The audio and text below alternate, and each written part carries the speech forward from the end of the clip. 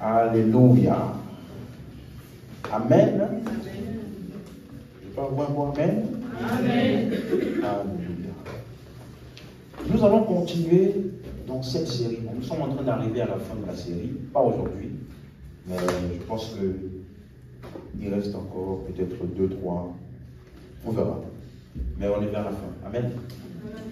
Le but, c'est vraiment de nous faire comprendre notre identification à Christ. Dans Jean chapitre 5, le verset 39, Jésus dit aux pharisiens, vous sondez les Écritures parce que vous pensez avoir en elles la vie éternelle. Mais ce sont elles qui rendent témoignage de moi. Amen. Donc les Écritures ont un but. Elles rendent témoignage ou elles pointent vers la personne de Christ. Voilà pourquoi dans 2 Timothée 3,15, l'apôtre Paul dit à Timothée, qui est son fils spirituel, il lui dit, dès ton enfance, tu connais les saintes lettres qui peuvent te rendre sage à salut par la foi en Jésus-Christ. En d'autres termes, le but des Écritures est de nous amener à un point de foi en Christ. Or, si tu es un bon étudiant, ici déjà depuis quelque temps, tu comprends ce qu'on appelle les Écritures. Ce sont les livres de Genèse jusqu'à Malachie, c'est ça? Donc, ça veut dire que les différentes histoires de l'Ancien Testament nous expliquent comment est-ce que les hommes ont reçu de Dieu par la foi et d'autres qui ont loupé Dieu par incrédulité. Donc, la foi en Christ nous permet de bien comprendre l'Ancien Testament. Dis Amen, tu as compris. Amen. Voilà pourquoi je vais revenir sur un point dont j'avais parlé il y a quelques semaines déjà. On se rappelle l'ogizomai. J'avais expliqué que, en fait, c'est ce qui nous est imputé. Le mot logizomai veut dire imputé, comme dans un certain terme de comptabilité, qui veut dire ce qui est pris en compte dans les dépenses. Quelqu'un suit? Donc, dans Genèse chapitre 15, verset 6, voici la phrase avec laquelle on va parcourir cette texte qu'on va lire maintenant. La foi en Christ m'attribue le statut de justice. La foi en Christ m'attribue le statut de justice. Ça veut dire que, suis-moi, la manière dont Dieu me voit aujourd'hui n'est pas basée sur ce que je fais. Ce que je fais, ce n'est pas ça qui m'est imputé, c'est ce que Christ a fait pour moi qui m'est imputé. Donc, par exemple, combien de fois Abraham a-t-il cru? Parce que j'ai rencontré des personnes, quand je parle de ce genre de thème, j'explique que quand tu crois, tu es sauvé. Ils disent oui, mais il faut rester dans la foi. Il faut continuer de croire tous les jours. Non. La foi ou la croyance biblique est une fois pour toutes. Regardez, Genèse chapitre 15, verset 6. Abraham eut confiance en l'Éternel, qu'il le lui imputa à justice. Dis avec moi, imputa à justice. Ça veut dire que devant Dieu, Abraham, son compte a été imputé de quoi? De la justice. Donc à chaque fois que Dieu le voit, il voit quoi? La justice. Même quand Abraham pêche, son acte de péché n'est pas imputé à lui. Dieu ne le voit pas comme un pécheur ou comme quelqu'un qui pêche. Dieu le voit comme un juste. Quelqu'un suit? C'est le mot imputé. Regardez.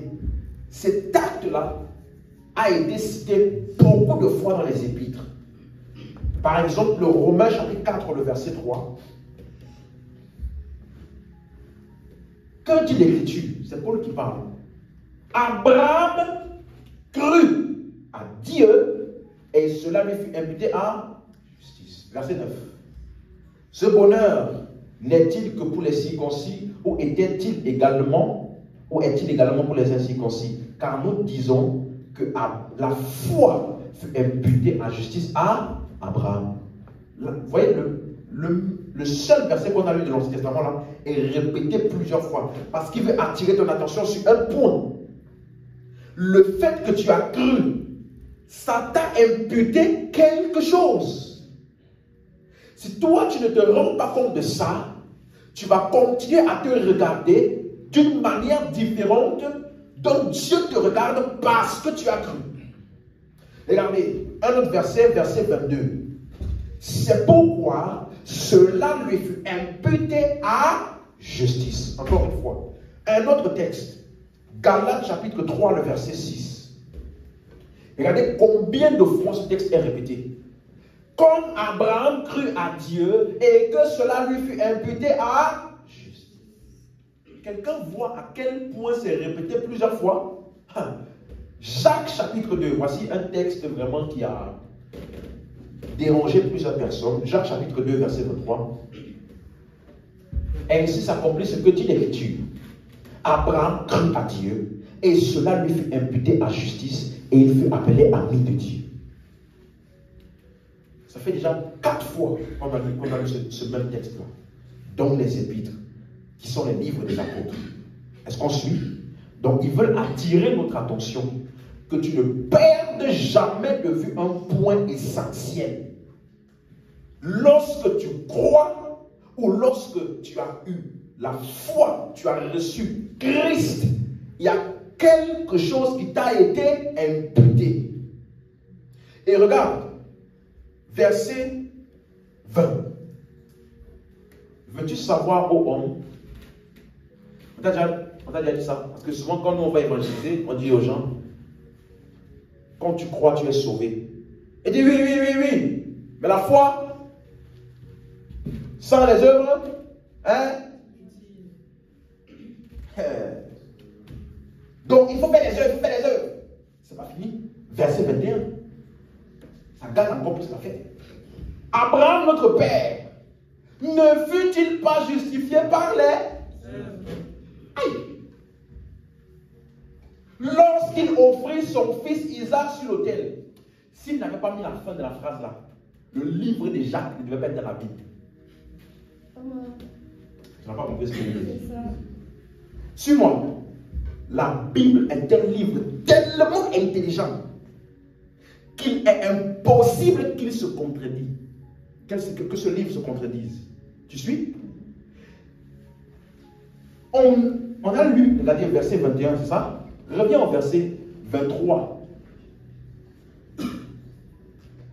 Ainsi s'accomplit ce que dit l'Écriture. Abraham crut à...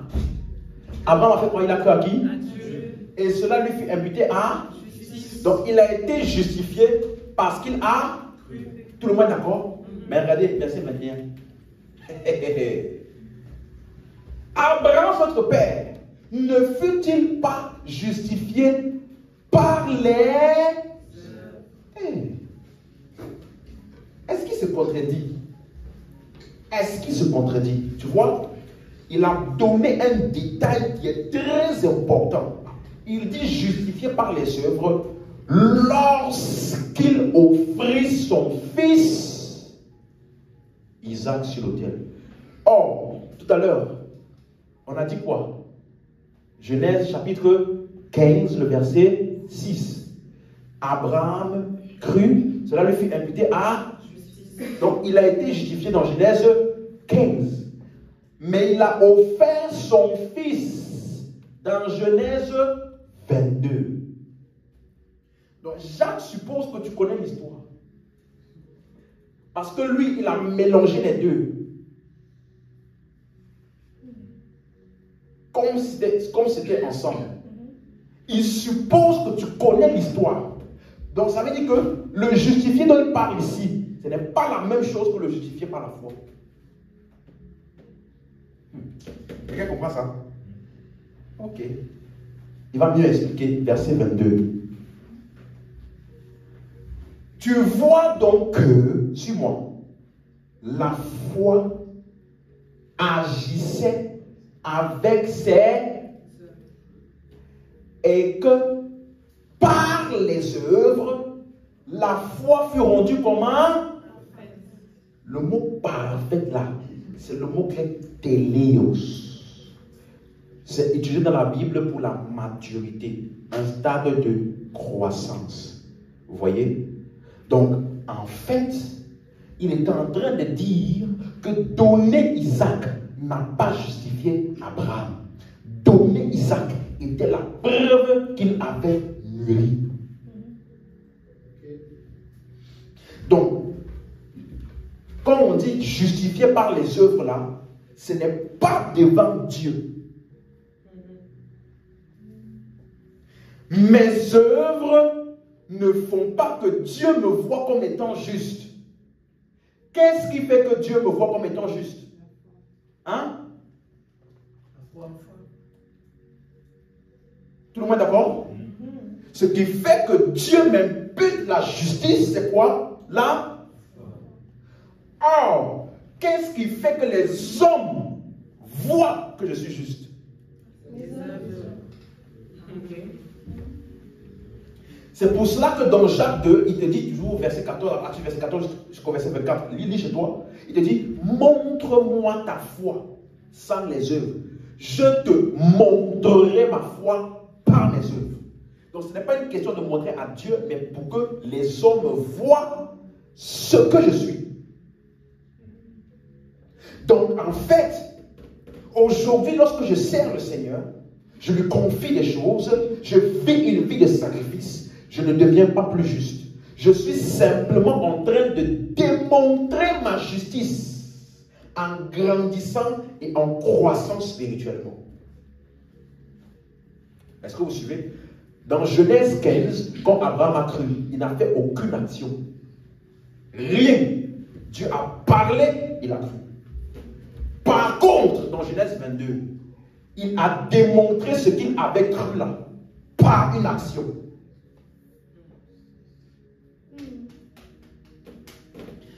Est-ce que tu suis? Donc ce n'est pas la démonstration qui détermine ta nature.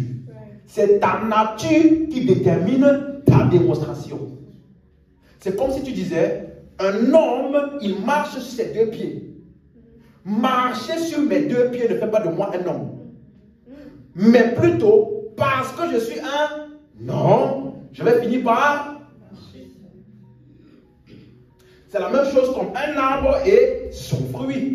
Ce n'est pas le fruit qui détermine le manguier. Il y a des manguiers qui n'ont pas de fruits, mais sont quand même des manguiers. Mais le fruit permet maintenant aux gens autour d'identifier quel est l'arbre. Mais l'arbre, qu'il ait le fruit ou pas, est un manguier. Pourquoi? Ce qui a été semé là était la semence d'un manguier.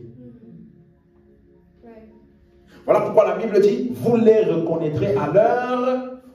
Qui va reconnaître Dieu? Non. Qui? Les hommes.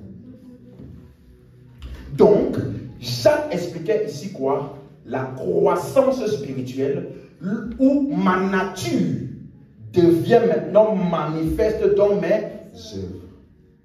Il n'a jamais dit que tes œuvres vont influencer ta nature. Il n'a jamais dit ça. Comprenez maintenant? C'est par les œuvres que sa foi fut rendue parfaite ou mature. Dis amen. Voilà pourquoi, entre Genèse 15 et Genèse 22, il y a beaucoup de choses qui se sont passées. Voilà pourquoi, finalement, il a pu démontrer. Il a grandi. Est-ce que tu comprends? Par exemple, dans Genèse 16, il est allé vers Agar. Ça là, ce n'est pas une action de justice. Mais est-ce que tu sais que Dieu n'a jamais rien dit à Abraham concernant Agar? Vas-y. Dieu n'a jamais rien dit à Abraham concernant le fait qu'il soit allé vers Agar. Pourquoi? Il l'avait déjà déclaré juste. Il ne peut pas changer son verdict te concernant à cause d'une action. Quelqu'un a suivi ça? Dieu l'avait déjà déclaré juste. Voilà, donc dans Genèse 15, il a cru. Cela lui fut imputé à justice. Genèse 16, dans son processus de croissance, il fait des erreurs. Il va vers Agar. Dieu ne dit rien. Pourquoi? Parce que cette action n'a pas changé qui il est. Parce que ce qu'il est déterminé parce qu'il a cru. Donc Dieu l'a déclaré juste. Et maintenant, dans Genèse 17, verset 1, regardez ce que Dieu dit. Verset d'Arbi. Abraham était âgé de 99 ans. Et l'Éternel apparut à Abraham et lui dit, je suis le Dieu Tout-Puissant, marche devant ma face et sois parfait. En gros, quoi? Grandis. Vous voyez? Ici, il parle de sa marche. Pas de son statut devant Dieu. Donc, en fait, Abraham était en train de grandir. C'est pour cela que c'est dans Genèse, suis-moi. C'est pour cela que c'est dans Genèse 17 que son nom a changé. Hein? Tu ne t'appelleras plus, mais tu t'appelleras parce que dans la croissance spirituelle, ton langage change. La manière dont tu t'identifies, parce que ce que tu es devenu là, a finalement affecté ce que tu dis de toi. C'est dans la croissance spirituelle que ton appellation de toi-même change. Avant, tu disais, je suis un pauvre pécheur. Tu peux être un juste devant Dieu. Mais parce que tu ne sais pas qui tu es, parce que tu es encore bébé spirituel, tu continues à penser que Dieu a quelque chose contre toi. Tu continues à penser que c'est quand tu vas faire les bonnes actions que Dieu va t'aimer. Tout ça là, c'est parce que tu es encore bébé. Mais quand tu commences à grandir dans la pleine compréhension de ce que Dieu a fait de toi, ça change ta perception de toi-même. Tu t'appelles plus pauvre pécheur, tu commences à parler, je suis juste. Je suis la justice de Dieu en Christ. Tu commences à dire, je suis béni. Tu vois, ton langage change, ton appellation de toi-même change dans la croissance spirituelle. Mais ça ne change en rien ce que tu es. Tu es simplement en train de reconnaître ce que tu étais déjà. Donc la croissance spirituelle ne consiste pas à accumuler ou à avoir un nouveau statut. La différence entre un bébé spirituel et un homme mature n'est pas ce qu'ils sont, mais plutôt ce qu'ils savent de ce qu'ils sont. Tu vois? C'est dans ça que tu as commencé. Arrête de t'appeler Abraham. Commence à t'appeler de la manière dont je t'appelle dans la promesse. Père d'une multitude. Quelqu'un comprend ça? Ça, c'est dans la croissance.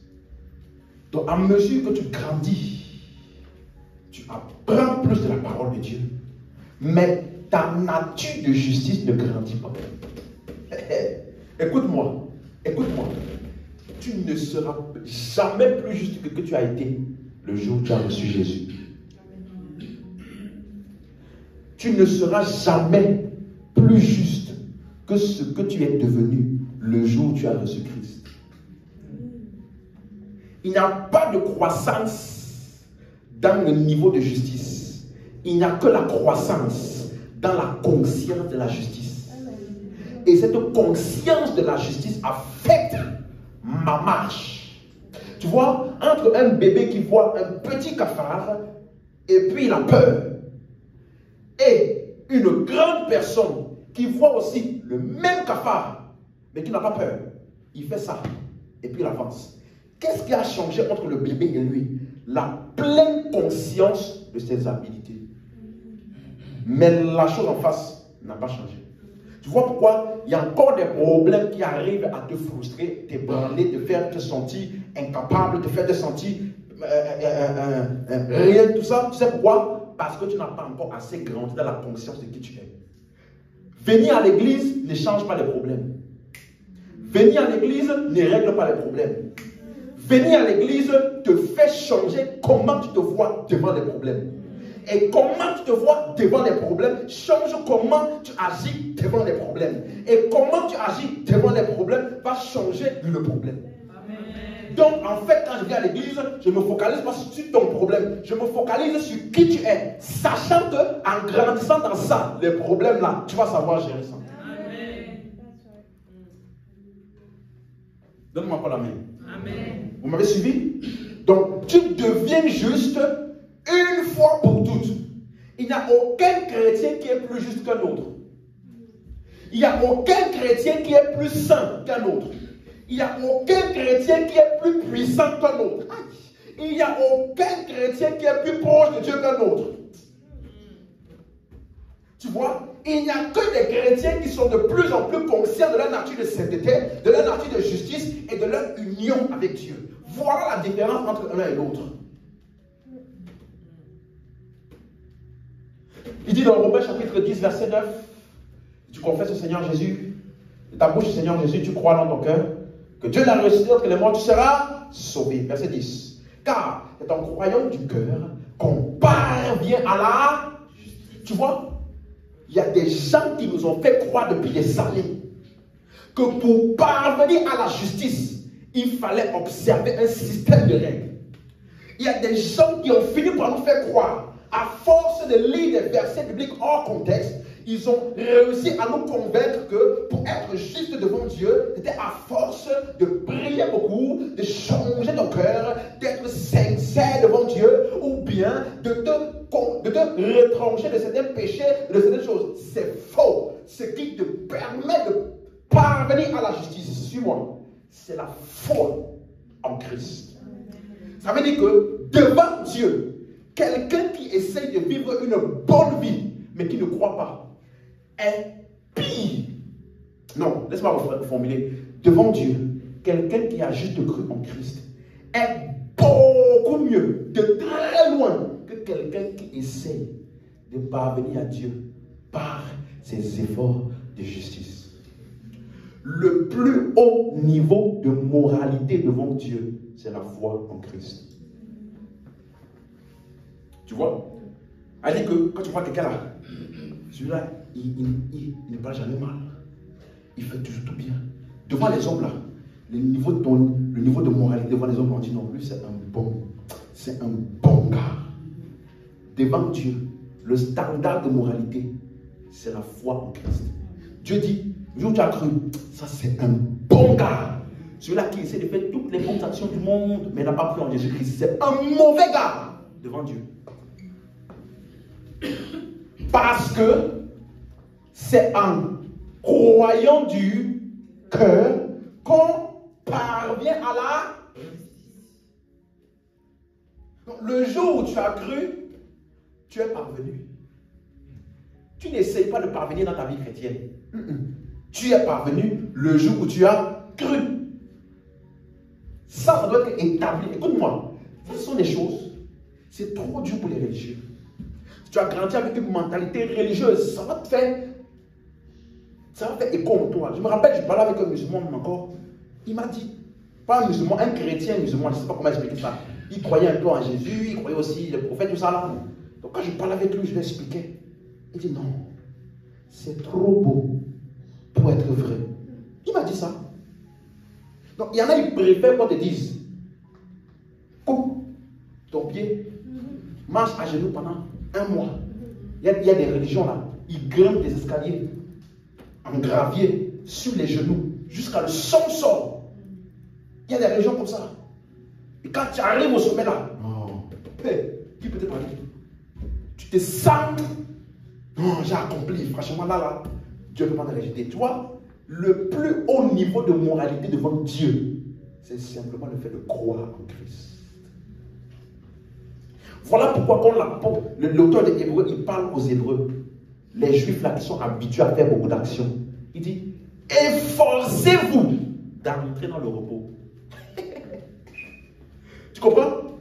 Efforcez-vous d'entrer dans le repos. Or, pour entrer dans le repos, c'est quoi? Croire. Donc, ils sont tellement habitués à faire les œuvres que c'est un effort de ne rien faire et de simplement croire. Efforcez-vous. Alléluia. Quelqu'un m'a suivi? C'est en croyant du cœur que nous parvenons à la justice.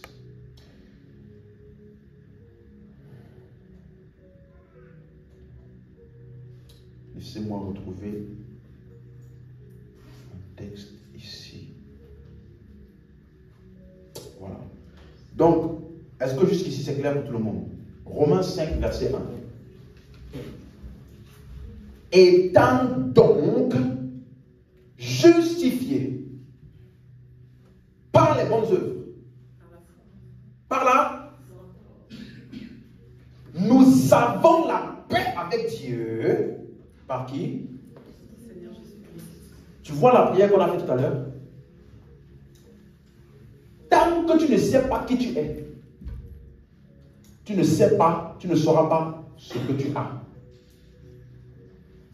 Étant justifiés, nous avons. Donc ce que tu as est prédéterminé par ce que tu es. C'est parce que nous sommes justifiés que nous savons que nous avons la paix avec Dieu. Tu vois, ça veut dire qu'il n'existe pas d'inimitié entre Dieu et un chrétien. Pourquoi? Parce que la paix entre nous et Dieu est par notre Seigneur Jésus, pas par nos œuvres. Est-ce que tu suis? Un homme de Dieu disait une fois, tu sais, des fois, il y a des chrétiens, quand tu pêches beaucoup, Dieu se fâche contre vous. Et puis, il ne te parle plus. Et c'est dans ce moment-là que tu as besoin d'un père spirituel. Parce qu'il va parler à Dieu pour toi. Il n'a pas bien lu la Bible. Hein? Il n'a pas bien lu la Bible. Étant justifiés, nous qui sommes justifiés là, la seule chose entre nous et Dieu, c'est quoi? La paix. Il n'y a aucun jour dans ta vie où Dieu peut être en colère contre toi.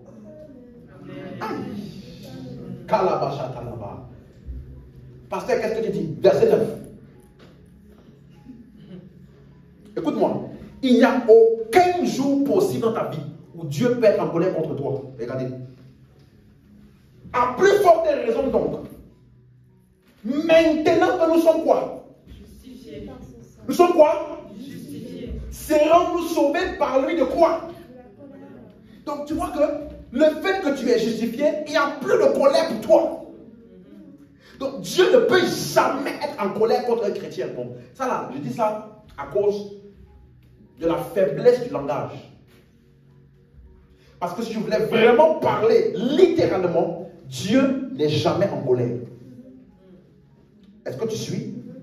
Mais j'emploie ce terme pour dire que, tu vois, je veux vraiment enlever de nous la conscience du péché. Cette chose qui te fait croire à ce moment dans ta vie, comme si Dieu s'est éloigné. Comme si Dieu attend quelque chose de toi.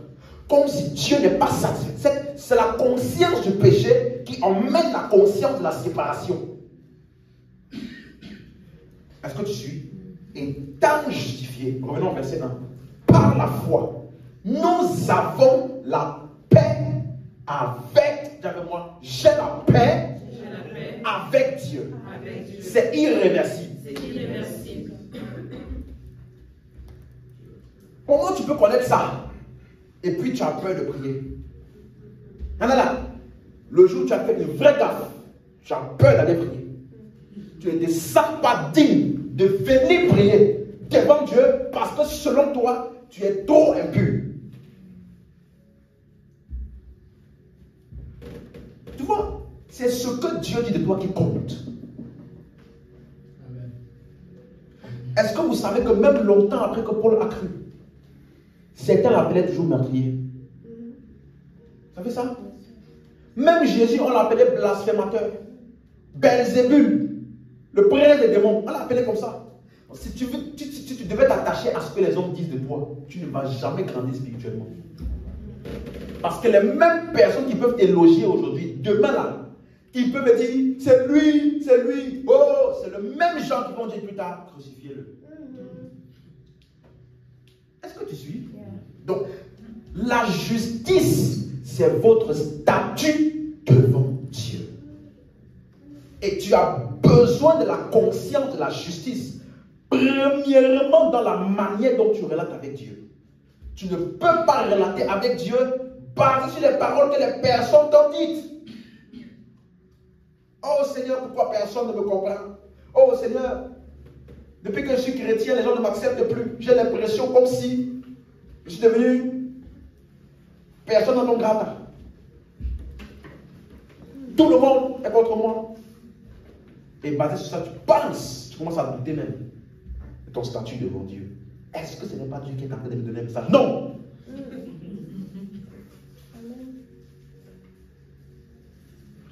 Je suis ce que Dieu dit que je suis. Je suis la justice de Dieu en Christ. J'ai été justifié par la foi. Et j'ai la paix avec Dieu. Oh. Dieu n'a rien dit à Abraham concernant Agar. Au contraire, Dieu est venu juste après pour lui demander, on fait comment pour Sodome et Gomorrhe? Il faut que tu gères cette situation-là. Intercède pour eux. Pour ne pas que le malheur arrive là-bas. Tu penses que ça là, c'est quelqu'un qui a la conscience du péché peut avoir autant d'assurance devant Dieu? Seigneur, tu trouves 50 justes là-bas. Seigneur, si tu trouves 40 justes là-bas. Les justes dont il parlait là, ce n'est pas les gens qui ne pêchent pas. Hein. Ce sont les gens qui ont cru comme lui. Et qui sont aussi justes. Il dit, l'histoire de l'Ancien Testament te donne la compréhension de comment les gens ont été sauvés par la foi. Donc, le problème de Sodome et Gomorrhe n'a jamais été leur péché ou leur homosexualité ou tout ce que les gens racontent là. Le véritable problème de Sodome et Gomorrhe était le fait qu'ils n'avaient pas cru. Il n'y avait pas de juste. Le seul qui a été délivré était Lot, le juste.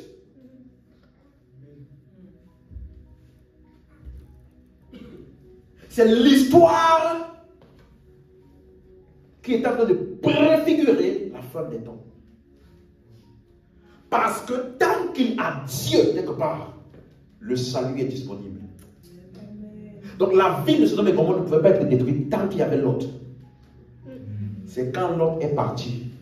C'est-à-dire, il n'y avait plus Dieu là-bas, qui est l'auteur du salut. L'absence du salut, c'est la destruction. De la même manière que le jour du jugement dernier, tous ceux qui n'ont pas Christ qui est la vie en eux, l'absence de la vie, c'est la mort. L'absence de Christ qui est le salut, c'est la destruction. Donc, ce n'est pas que Dieu va envoyer le feu sur eux. Non, Dieu va se retirer. Si tu éteins la lumière maintenant, tu n'as pas besoin d'appeler l'obscurité. L'obscurité vient. L'absence de lumière, c'est l'obscurité. L'absence de Dieu, c'est la destruction. Voilà pourquoi, tant que nous sommes sur la terre, Dieu plaide encore avec les hommes. Il ne tarde pas dans l'accomplissement de sa promesse, mais il retarde, il use de patience, ne voulant qu'aucun homme ne périsse, mais que tous parviennent à la repentance. Parce que le jour de l'avènement du Seigneur, où nous les croyons, nous serons avec le Seigneur. Tous ceux qui n'ont pas Christ seront complètement jugés et détruits. Donne-moi la main. Amen. Donc, tu vois que quand je prie, je ne suis... Regarde Abraham, il a prié pour Sodome et Gomorrhe. Et Dieu était prêt à aller jusqu'où il est allé. Il n'y avait qu'un seul juste à Sodome et Gomorrhe. Mais Abraham est descendu jusqu'à 5 justes. Il s'est arrêté là. S'il avait dit, s'il y a un seul juste là-bas, Sodome et Gomorrhe n'aurait pas été. La prière du juste a une grande. Mais Abraham était allé vers Agar. Ça n'a pas empêché Dieu de l'écouter et de l'exaucer. Donc je ne suis pas exaucé à cause de ce que j'ai fait ou pas fait. Je suis exaucé, écoute-moi, à cause de ce que je suis. Je suis justifié par la foi. Donc à chaque fois que je prie, mon statut devant Dieu est le statut d'un juste. Juste, justifié veut dire quoi? Déclaré non coupable. Donc quand Dieu me voit, il ne voit aucune faute.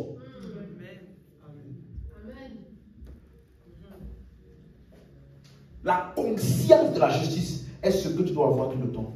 C'est ça qui te permet de vivre une vie libre de la condamnation. Mais pasteur, est-ce qu'un chrétien doit se sentir mal quand il pêche? Bien sûr. Mais cette sensation ne doit jamais arriver à la condamnation. Ça arrive à la condamnation quand tu n'arrives plus à te positionner devant Dieu. Ça veut dire que la sensation là s'est transformée en quoi? Condamnation. Voilà pourquoi tu as le besoin de demander pardon. Parce que tu as l'impression que quelque chose a été brisé. Tu vois, partout où je passe pour enseigner ces vérités, les gens demandent, mais moi, si quelqu'un me fait du mal, j'aurais aimé qu'il me demande pardon, mais Dieu n'est pas toi. Tu suis? Quelqu'un t'a fait du mal, il peut s'approcher et puis vous envoyer entre vous. Mais le péché, hein, Dieu a déjà réglé ça en Christ. Tu n'as rien à faire pour régler ton péché. Parce que Christ a déjà réglé ton péché en mourant à la croix pour ton péché. Tu vois, je dis souvent, la Bible dit, le salaire du péché c'est quoi? Si tu es vraiment désolé pour ton péché, tu dois faire quoi? Le salaire du péché, ce n'est pas demander pardon. Le salaire du péché, c'est là. Donc, si tu es vraiment sérieux, que tu veux rétablir sérieusement, pas, je te demande pas. Non, non, ça là, c'est pour les peureux. Tu es sérieux, tu veux régler ton péché là. Ok, il faut mourir.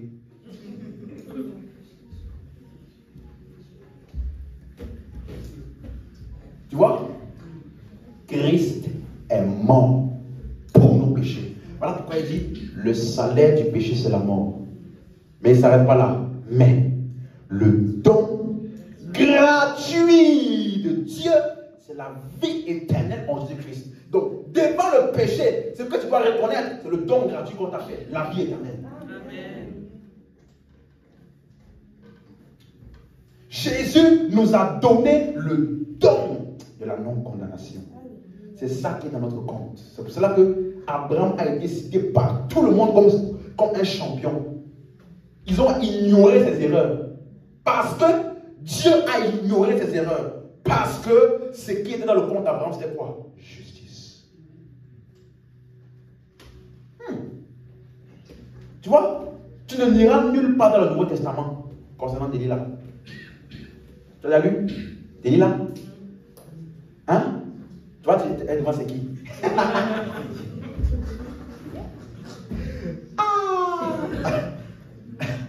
Delilah, la femme qui a fait tomber Samson, qui a coupé ses cheveux là. Hein? Tu ne liras pas ça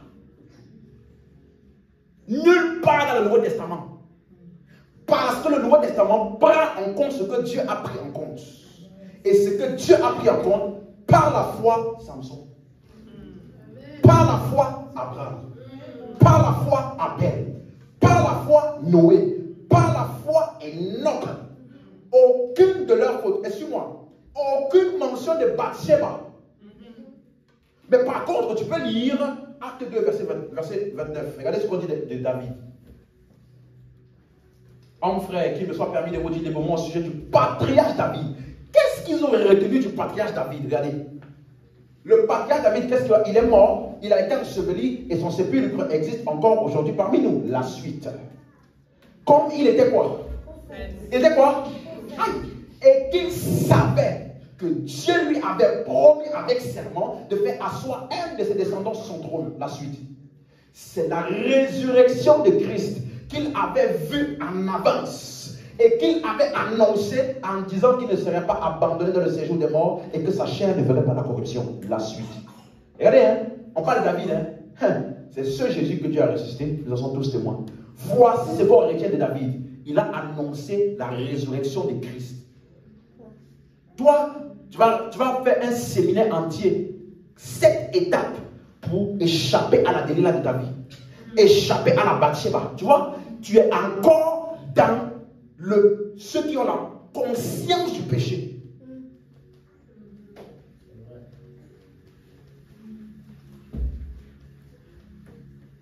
Les épîtres dans le Nouveau Testament, ce sont les écrits par l'esprit de vérité.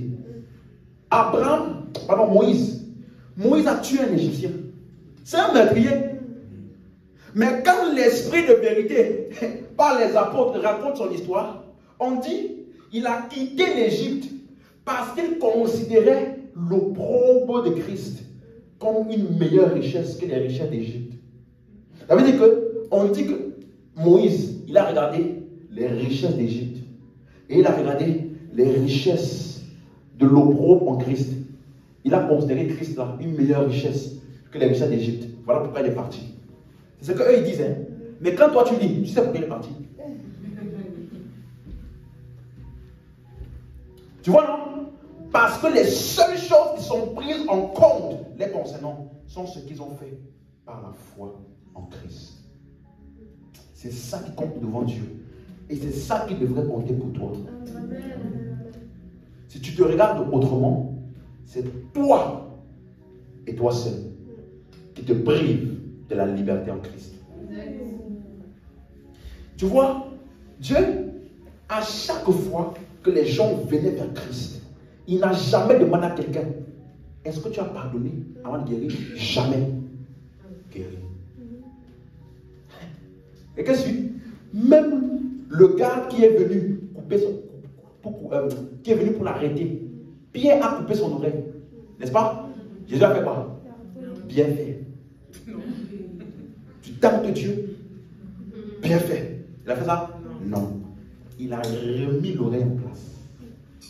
Tu vois? Parce que Dieu, aïe aïe aïe, il ne tient pas compte de tes erreurs ou de tes fautes avant d'agir pour toi. Et ça, c'est des païens. À combien plus forte raison, toi le chrétien? Tu ne peux pas prier sans confesser tes péchés. Tu es encore dans la conscience du péché. Et non pas dans la conscience de ce que Christ a fait pour toi. Lorsque nous nous tenons dans la prière, nous nous tenons basés sur qui nous sommes. J'ai été déclaré juste. Je suis aussi juste que Jésus. Ce que Dieu ne peut pas refuser à Jésus, il ne peut pas me refuser. Ce n'est pas moi qui me suis mis là, c'est lui qui m'a mis là. Je n'ai pas fait exprès, c'est lui qui m'a mis là. Donc je jouis pleinement sans gêne. Si toi tu n'as honte de ça, c'est trop pour toi, c'est trop beau pour toi. Alors va donc te rester là. Mais il ne faut pas me gêner, moi qui suis dans la liberté en Christ. Parce que ma liberté des fois là, c'est ça qui vous dérange. Tu aimes qu'on te martyrise, on te culpabilise, tu aimes ça. Mais nous, qu'on parle librement de la liberté en Christ, ça te gêne pourquoi? Pourquoi ça te gêne? Fais ta nuit de prière, de confession, de repentance. Moi, je fais ma nuit de prière, de communion dans le Père. Tu vois, non? Ça, toujours, il vient à l'église, visage Moi, je te demande, après ta retraite, là, tu as rencontré Dieu, si Satan t'a rencontré là-bas, on ne sait pas. Parce que tu es toujours sur tes gardes. Tu n'as pas appris la liberté en Christ. Le gars m'a suivi. Jouissons de la liberté en Christ. Alléluia. Tu te lèves le matin, tu vois. Écoute-moi. Il y a une vie là. C'est dans ça que je vais t'introduire. Il y a un style de vie que tu vis. Tu oublies qu'il y a le diable. Je peux compter le nombre de fois que je mentionne le diable dans ma prière, dans l'année. Je n'ai pas dit par jour, dans l'année. Rarement. Des fois, c'est comme on annonce un problème. Ah, c'est vrai, il y a le diable. Oh, sors de là. C'est pas le peine. Sors de là et puis je continue. Est-ce que tu as compris ça? Ah, frère, tu te lèves le matin. Tu vois? Tu commences simplement, alléluia, Ekozaman de Kabaya. Tu vois, ta tête est libérée, il n'y a pas de. Non, la première étape, c'était quoi déjà? On doit rendre grâce à Dieu. Je rends grâce. Je rends grâce. Deuxième étape, c'était quoi déjà? Il n'y a pardon pour mes péchés. Tu vois, ça là, ce n'est pas une relation. Ce n'est pas une relation. Tu dois arriver quand tu as la conscience de la justice. Tu suis? Tu te lèves, tu pries. Hein? Tu parles. Oh, merci Père. Quand je contemple ce que tu as fait de moi, aujourd'hui je vais t'expliquer quelque chose. Très très puissant. Que l'esprit a crié pendant que je méditais. J'ai sauté de ma chaise. Oh! Est-ce que tu sais que Dieu nous a tellement unis à lui qu'il ne peut plus avoir d'existence de la divinité sans nous?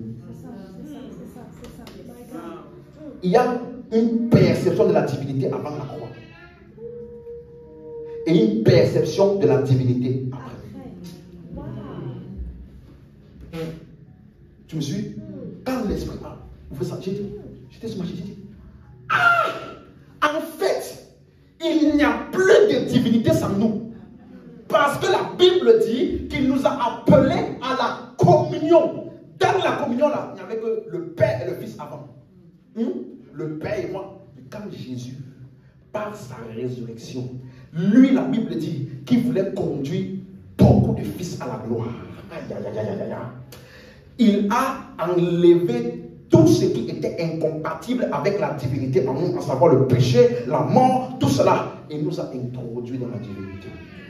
Aujourd'hui, toute la divinité habite pleinement en lui. Or, nous sommes où? En lui. Donc, la Bible dit, vous avez tout pleinement.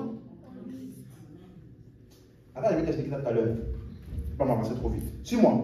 Tu vois, il y a des choses là. Voilà les choses. Voilà, tu vois, voilà les choses avec lesquelles nous communions.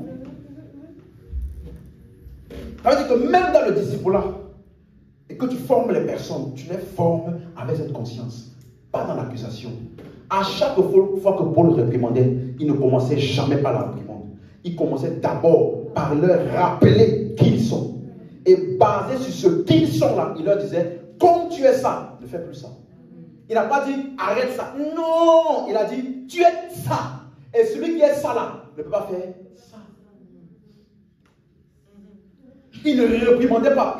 Il veut parler aux gens qui vivent dans la débauche et la fornication. Il commence par leur dire, ne savez-vous pas que votre corps est le temple du... Il disait ça à des gens qui partaient aux prostituées. Donc avant de dire, bande d'impudiques, avant de dire ça là, avant de dire ça, si tu avais pris le temps de leur expliquer qui ils sont, tu vas voir que de cette conscience, la domination du péché va jaillir. C'est ça l'œuvre du pasteur. Te rappeler ce que Christ a fait de toi et a mis dans ton compte. Donne-moi encore l'amen. Alléluia. Même quand Paul a parlé de l'erreur d'Abraham, Agar, il a dit, l'un c'était la loi, l'autre c'était la foi. C'était une métaphore. Est-ce que vous suivez ça? Il a utilisé cette histoire-là pour expliquer une métaphore. L'un c'est la loi, l'autre c'est la foi. Il n'a pas dit Abraham l'incrédule. Non. Christ est mort pour mes péchés. Donc ce qui est dans mon compte devant Dieu, c'est la mort de Jésus. À chaque fois qu'il y a un péché, ce qui est dans mon compte, c'est quoi? La mort de Jésus. Donc ce qui est attribué à moi, c'est quoi? La justice. Il ne faut pas aller partout, demander pardon aux gens. Même dans certains témoignages que les gens donnent là, tu te demandes, tu es toujours chrétien ou tu es quoi? Tellement que tu parles de ton passé. Tu parles de ton passé. Quand j'étais païen, je faisais ça. Vraiment, par la grâce de Dieu, vraiment quand j'étais païen, on a l'impression que tu idolâtres même ta païenneté là. On a l'impression que tu as vu ça. Quand j'étais païen, j'étais dangereux. Et moi, fallait pas me tenter. Quand tu parles, on a l'impression que tu es sûr que tu es heureux d'être en Christ. Si tu veux, on te ramène là-bas. Non, mais moi, à l'époque, fallait pas me tester. Mais grâce à Dieu, Dieu m'a changé. Tu vois, tu dis ça avec un ton mélancolique, quoi.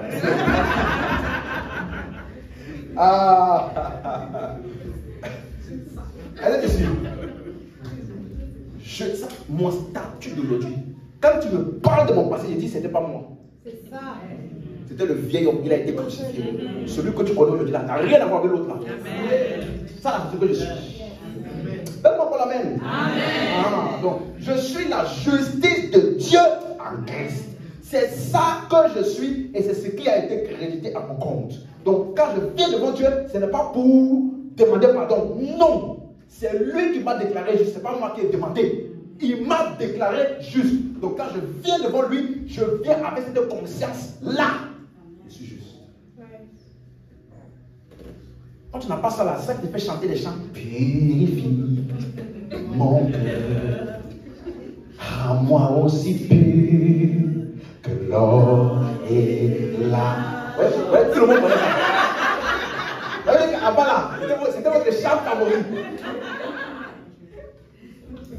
Tout le temps, chanter ça. Puis, feu du fondeur.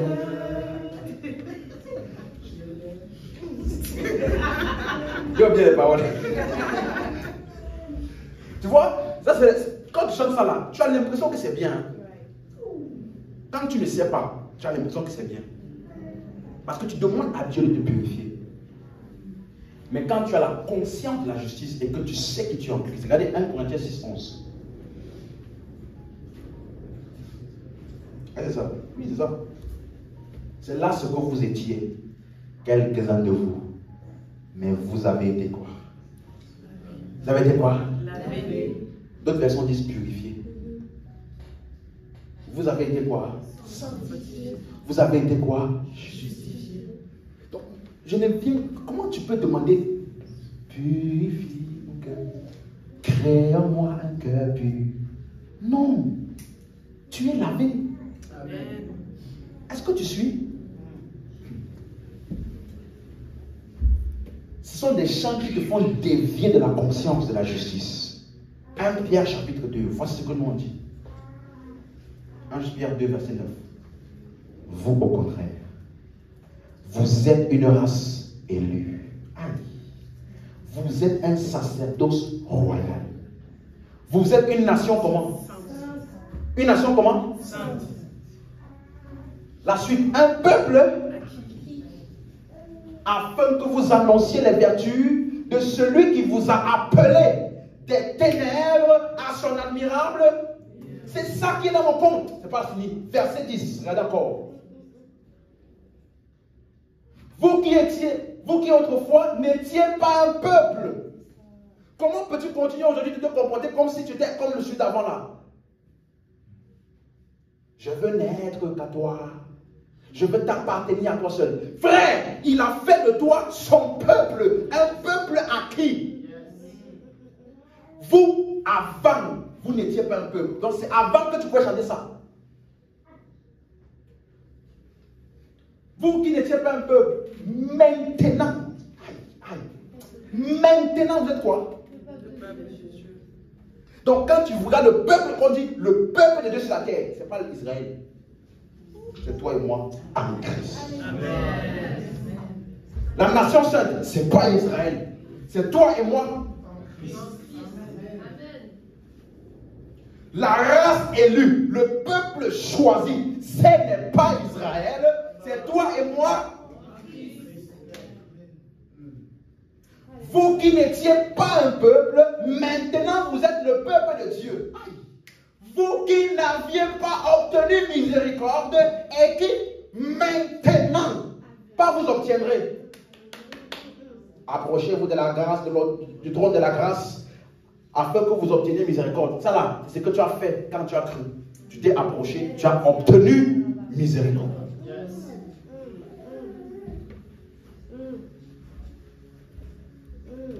Nous sommes le fruit, les récipients de la miséricorde de Dieu.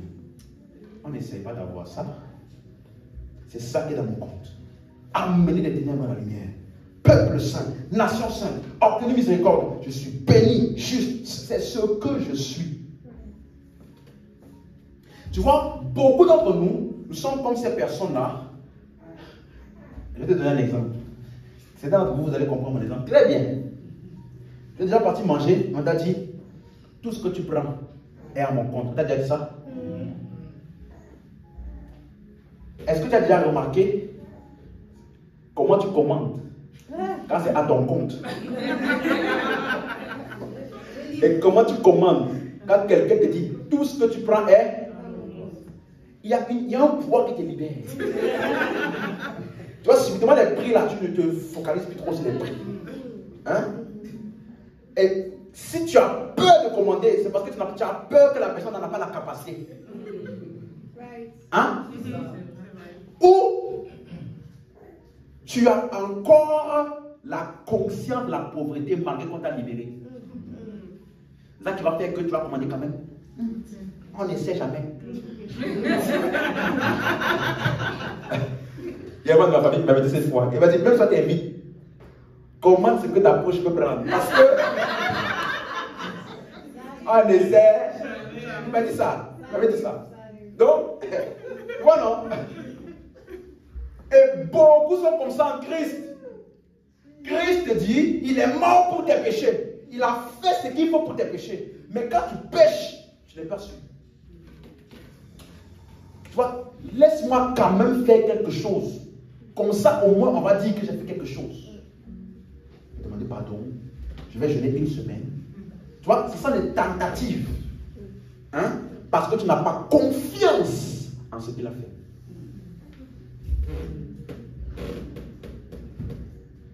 Tu vois, beaucoup donnent même à l'église comme ça.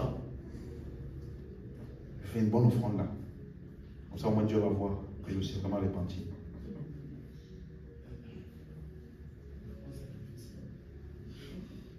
Amen. J'ai noté un autre exemple. Tu es parti à l'hôtel. Moi, c'est payé. Est-ce que tu as déjà remarqué comment tu prends une douche? À l'hôtel, où il n'y a pas de facture d'eau.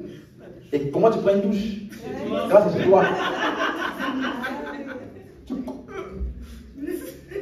Si vous êtes deux là, hey, allô là.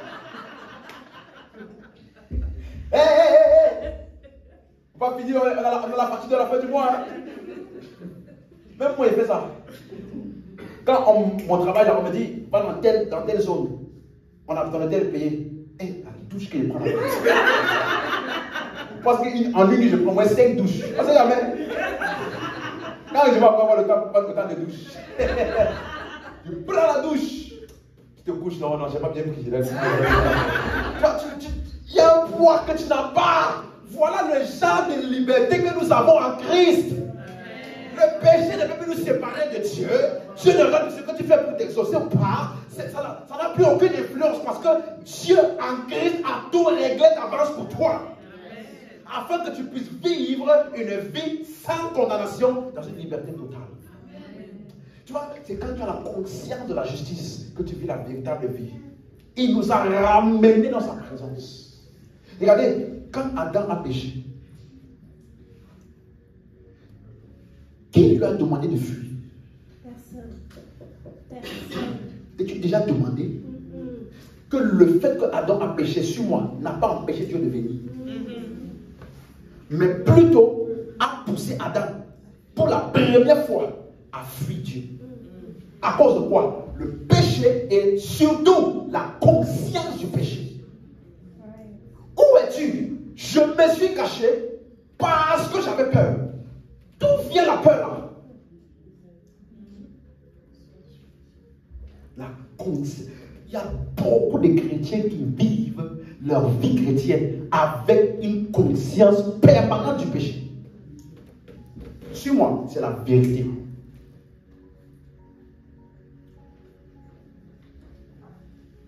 On dit, vous qui étiez loin. Verset 24.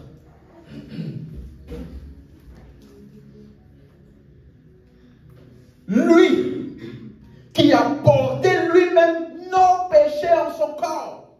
C'est ce qu'il a fait. Tu n'as pas prié pour ça. C'est ce qu'il a fait.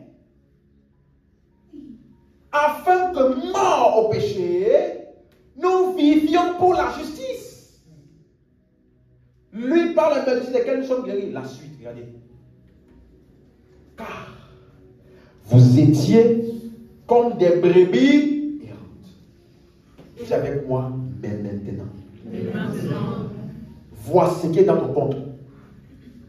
Vous êtes retournés chez le pasteur et le gardien de vos âmes.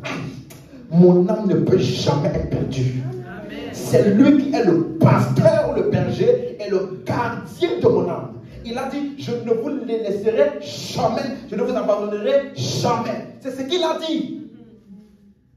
Et toi, à ton premier péché, tu commences déjà à refaire la prière du salut.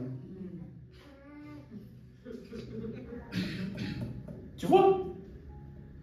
Je parlais avec une dame, elle m'a dit, j'étais choqué. Si tu pêches là maintenant, et que le dealer te percute après, tu vas m'en faire. Parce que tu n'as pas le temps de te repentir. Tiens, ouais. C'est vrai ça? Oui. Mais si tu te répands, là c'est bon, là c'est bon. Tu vois, c'est une doctrine qui n'est nulle part dans les Écritures, ça. Genre, c'est quand je vais demander pardon ou me repentir, c'est là que Dieu va me pardonner. Si je meurs sans avoir eu le temps de me repentir, je vais en enfer. Pourquoi Jésus est venu? Hein? Pourquoi il est venu? Il n'avait qu'à envoyer un message général au monde entier. Demander pardon pour péché, c'est réglé. Pourquoi a-t-il perdu son temps? Aller jusqu'à la croix, mourir pour nous, aller dans le séjour des morts, souffrir 3 jours et 3 nuits dans le séjour des morts, ensuite ressusciter, c'est pas fini, aller dans les cieux, s'offrir à Dieu pour nous. Pourquoi a-t-il fait tout ça? Et jusqu'aujourd'hui, il est assis pour nous. La Bible dit, il est toujours vivant pour intercéder en notre faveur. Ça veut dire que, comme toi tu vis pour Jésus, laisse-moi te dire, Jésus aujourd'hui vit pour toi. Amen. Pourquoi il a fait tout ça? Si on pouvait simplement venir, pardon Seigneur pour ce qu'il a fait. Tu n'as même pas besoin d'être chrétien, tu peux être musulman, fais ça. Pourquoi venir nous embrouiller ici?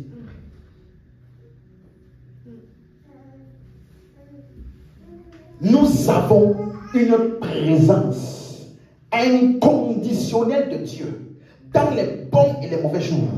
C'est ça qui est dans notre compte. Laisse-moi te dire une chose. Dieu ne peut plus jamais te quitter. Amen. Tu n'as pas suivi. Amen. Imaginons l'inimaginable. Imaginons l'inimaginable. Ce n'est pas imaginable, ce n'est pas possible. Imaginons que Dieu voulait changer la vie et se séparer de nous. C'est impossible. Parce que la manière dont nous avons été unis là, on ne peut plus voir l'un sans l'autre. C'est comme si tu as pris 2 œufs, tu as mélangé, tu as fait l'omelette, c'est comme si tu as pris 2 verres d'eau, tu as mis dans la bouteille, on ne sait plus qui vient d'où, c'est fini. Soit tu verses tout, soit tu bois tout. Tu ne peux pas séparer. Tu me suis? Dieu aujourd'hui, il ne peut plus être nulle part sans nous. Est-ce que tu m'as suivi? Impossible. Parce que la Bible dit qu'en Christ, là, il y a toute la divinité. Donc, la divinité a décidé de se localiser en Christ et c'est là où tu es. Amen. Donc, même si vous l'êtes, c'est fini, trop tard. Donc, toi et moi, nous jouissons d'une présence inconditionnelle de Dieu dans tous les domaines. Dans les bons comme dans les mauvais jours. Voici les choses sur lesquelles vous devriez méditer. Et c'est ça qui doit former ta conscience. Alléluia. Amen. Je vais encourager quelqu'un. Lève la tête comme un fils de Dieu. Parce que dans ton compte, il y a la justice. Marche avec audace. Et de ce compte de la justice là, c'est là où nous faisons des retraits quand nous prions. Aïe. C'est là où nous faisons des retraits quand nous chantons. On ne fait pas des retraits de la condamnation. Non, non, non, non, non. Là où je dis les paroles de mes prières, c'est dans mon compte dans lequel il y a la justice. Le théologien E.W. Kenyon, il a dit, la justice est le fait de se tenir devant Dieu sans aucun sentiment de culpabilité ou d'accusation. Les hommes qui ont la conscience de la justice font des exploits. Parce qu'il n'y a plus rien en face pour les intimider. Parce que la base de l'intimidation, c'est la culpabilité. Si on a réglé le problème de la culpabilité, plus rien en face ne peut plus t'effrayer. Parce que tu sais que le Tout-Puissant, quels que soient les temps, quelles que soient les circonstances, est en toi et avec toi. Qu'est-ce qui peut t'arrêter? Les gens qui ont peur encore, c'est parce qu'ils ne sont pas sûrs si tu es avec eux ou pas. Ils ne sont pas sûrs si Dieu, est-ce que Dieu est avec moi ici ou pas? On ne sait pas trop. J'ai prié avant de venir, c'est bon, c'est bon. Je pense que Dieu sera là. Même le jour où tu n'as pas prié, même le jour où tu n'as pas prié, ce n'est pas pour encourager le manque de prière, mais c'est pour te dire que Dieu est avec toi. Le fait que Dieu soit avec toi et en toi ne dépend pas de ta vie de prière. En fait, c'est la conscience de ça là qui vitalise ta vie de prière. Il y a des gens qui ont la vie de prière sans la conscience de ça. Ils luttent dans la prière. Mais quand tu comprends que Dieu est en toi et avec toi, aïe, écoute-moi, tu t'assois et tu restes là, ça peut faire 4 heures. Tu es seulement là pour Akabaya. En toi, il se passe des interactions dangereuses. Tu sors là, tu prends des décisions, les gens ne savent pas d'où ça vient. Tu sors de là, tu dis des choses, on ne sait pas d'où tu as pris ça. Tu as tiré ça de la communion dans la divinité. La conscience de la justice. C'est avec ça que je dois marcher tous les jours. C'est quand tu ne marches pas avec ça, que tu as peur que quand tu vois un démon, tu as peur d'aller chasser. Parce qu'il y a une voix qui va te dire, toi, si tu veux me chasser, toi, si tu veux me chasser, yeah, tu étais là-bas. Tu vois, cette voix-là qui te met le doute, que le démon va te dire ça, c'est parce que tu n'as pas la conscience de la justice. Quand tu sais qui tu es, tu dis non. Même si le démon, il dit, tu as péché hier, je réponds, où est ton problème? Même David dans l'Ancien Testament avait dit, dans le psaume 51, mon Dieu, j'ai péché contre toi et toi seul. Il n'y a pas de mots dedans. Donc, même si j'ai péché, ça ne les regarde en rien. Toi, dégage ici. Il ne peut pas résister. Maladie ne peut pas résister. Écoute-moi. Si tu grandis dans la conscience de la justice, tu ne peux pas avoir une vie comme quelqu'un qui n'a pas ça. Laisse-moi te dire, c'est la vérité. Parce que ça te fait te voir comme Dieu te voit. La justice, c'est d'abord comment Dieu te voit, pas comment les hommes te voient. Comment Dieu te voit. Ça veut dire que même dans un environnement où tu avais fait des erreurs passées, tu repars là-bas. Aïe, aïe, aïe, aïe, aïe. Comme un Moïse qui avait tué un Égyptien et qui avait fui. Le jour où il a été revêtu de la conscience de Dieu, il est reparti au même endroit avec une audace. Comme si c'était la première fois qu'il allait là-bas. Alors que c'était les membres de sa famille qui l'ont élevé. Toi, tu as fait 2-3 erreurs, tu as maintenant peur. Non mais là-bas, on va bien les recevoir là-bas. Non mais là-bas, franchement, je ne sais pas si on va m'accepter. La conscience de la justice. Aucune mention d'un péché, des démons ou de quoi que ce soit ne peut plus m'ébranler. Voilà pourquoi dans l'armure du chrétien, on appelle ça la cuirasse. Tu vois, c'est ici là qu'on met la cuirasse. Parce que si tu as la cuirasse, rien ne peut te faire douter. Rien ne peut te faire trembler. Tu avances avec audace. Je ne sais pas à qui je parle. Mais ce soir, je déclare sur toi la conscience de la justice t'anime. Et partout, dans tout ce que tu vas faire, tu fais cela avec audace. Même dans les endroits où tu avais peur d'aller, à partir d'aujourd'hui, tu pars là-bas. Et tu vas déclarer, parler d'une manière tellement audacieuse, on va se demander d'où est-ce que tu tires cette parole. Est-ce que tu sais qu'un jour, ils ont envoyé les pharisiens pour aller arrêter Jésus. L'erreur qu'ils ont faite, ce n'est pas de l'arrêter directement. Ils sont venus pour dire, pourquoi on nous envoie l'arrêter comme ça? Laissons un peu voir qu'est-ce qu'il dit. C'est fini. Ils se sont assis pour écouter un petit peu qu'est-ce qu'il disait. Quand ils ont fini d'écouter, ils ont oublié pourquoi ils étaient venus. Ils sont repartis. On dit, vous faites quoi ici? Hein? Il dit, hein?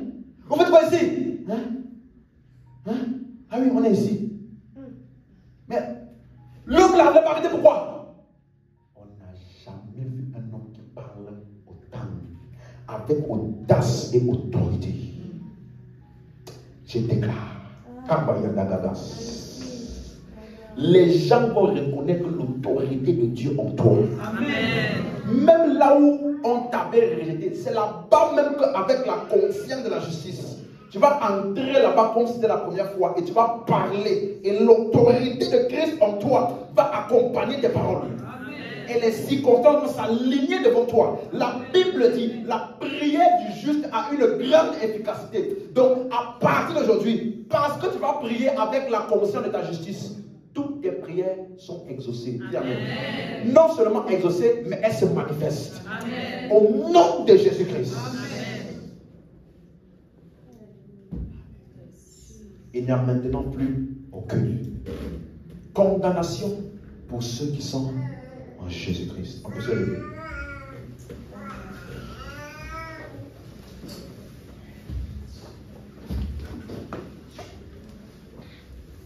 Écoute-moi.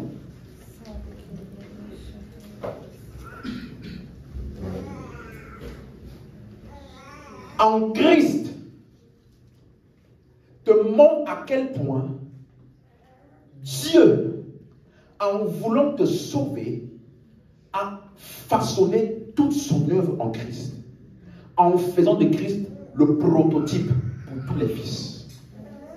En fait, aujourd'hui, il n'y a plus de Jésus sans nous.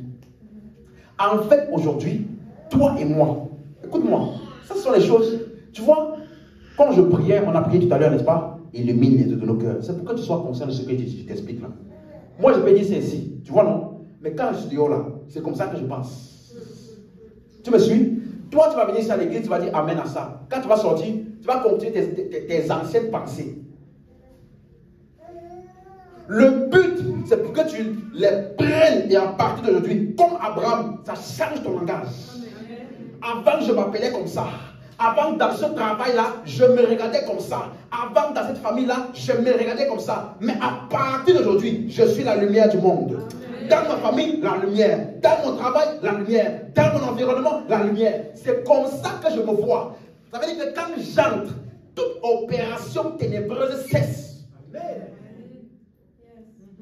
Ce n'est pas des sujets de prière. Ce sont des paroles associées à ma conscience. Amen.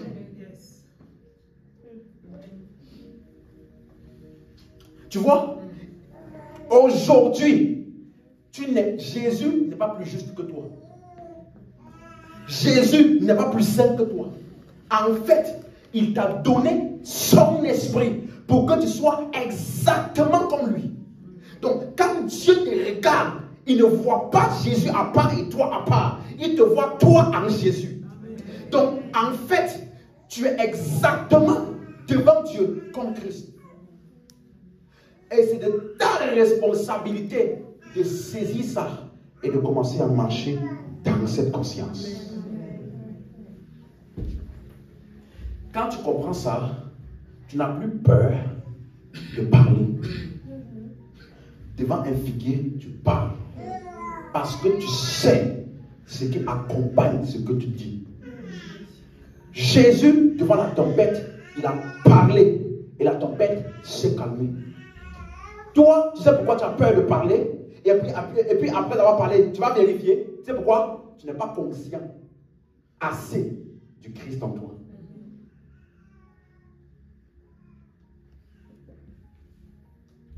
Illumine les yeux de mon cœur. Je refuse de marcher en deçà de ce que tu as fait de moi. Je refuse de vivre une vie qui est en deçà de ce que tu as designé pour moi. Je refuse. Donc je m'attellerai à comprendre et à connaître ce que je dois connaître de moi afin de manifester ce qui doit sortir de moi. Tu m'as suivi? Et aujourd'hui, ce sur quoi je voulais mettre en face, c'est quoi? La conscience de la justice. J'ai dit une phrase au début, n'est-ce pas? La foi en Christ nous octroie le statut de justice. Plus tu es conscient de ça, tu vas voir, ça va affecter comment tu parles. Ça va affecter comment tu penses. Et ça va affecter comment tu perçois les choses. Je t'ai dit. Amen. Amen. Gloire à Jésus. Dis avec moi, je suis la justice de Dieu en Christ. Tel il est, tel je suis. Tel il est, tel je suis. Là où il est, c'est là où je suis. Ce qu'il peut faire, c'est ce que je peux faire. Là où il est, c'est là où je suis. Sa position d'autorité, c'est ma position d'autorité. Ses paroles qui se manifestent, mes paroles se manifeste. Ce qui lui obéit, m'obéit. Parce que je suis assis ensemble avec lui en Christ. Au nom de Jésus. Amen. Dis encore ceci. Dès lors, je déclare que toute chose qui n'est pas en accord avec l'œuvre de Christ dans ma vie est arrêtée, est terminée. Au nom de Jésus, les plans et les projets de Dieu trouvent pleinement expression en moi et à travers moi. Au nom de Jésus. Amen.